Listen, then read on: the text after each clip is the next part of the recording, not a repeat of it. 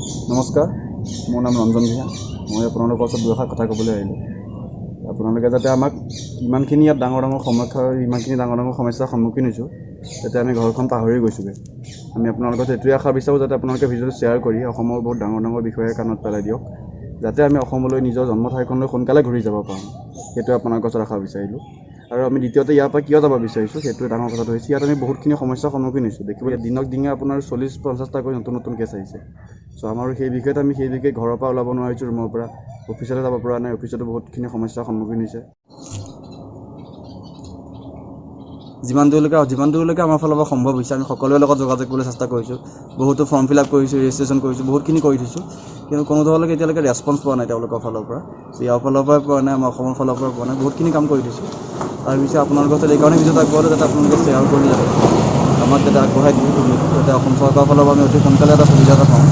আমাৰো ঘৰখনলৈ ঘূৰি যাবলৈ অতি ডাঙৰকৈ আশা এটা আছে, যাতে আমি ঘৰখন দেখা পাওঁ। সেইকাৰণে আপোনালোকৰ যাতে ভিডিঅ'টো দিলোঁ যাতে আমি ঘৰখন সোনকালে পাওঁগৈ, অসম চৰকাৰৰ ফালৰ পৰা আমি কিবা এটা সুবিধা পাওঁ, সেইকাৰণে আগবঢ়াই দিলোঁ। ধন্যবাদ। নমস্কাৰ। বিশেষকৈ মই ক'বলৈ ওলাইছোঁ যে এতিয়া আমি বৰ্তমান বহুতবিলাক প্ৰব্লেমৰ সন্মুখীন হৈছোঁ।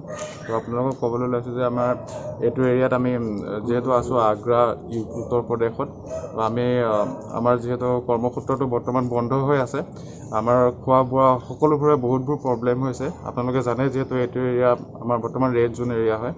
তো বিশেষকৈ চৰকাৰৰ ফালৰ পৰা দিছে গাড়ী, ট্ৰেইন দিছে যিহেতু দিল্লীৰ পৰা আমাৰ অসমলৈ। তো আমি মাজতে থকা সকলোবিলাক আমি 7টা ল'ৰা আছোঁ আমি অসমৰ। তো আমি ঘৰলৈ যাব বিচাৰিছোঁ যিহেতু আমি মাজৰ পৰা আমি যাব পৰা নাই। তো আপোনালোকে এইটো আমাৰ ভিডিঅ'টো অলপ শ্বেয়াৰ কৰি আমাৰ অসম ৰাজ্যৰ চৰকাৰলৈ এইটো অনুৰোধ জনাইছোঁ যে আমি অসমলৈ যাব বিচাৰিছোঁ, যিহেতু আমাক অকণমান সহায় কৰি দিয়ে যাতে। হয়, নমস্কাৰ।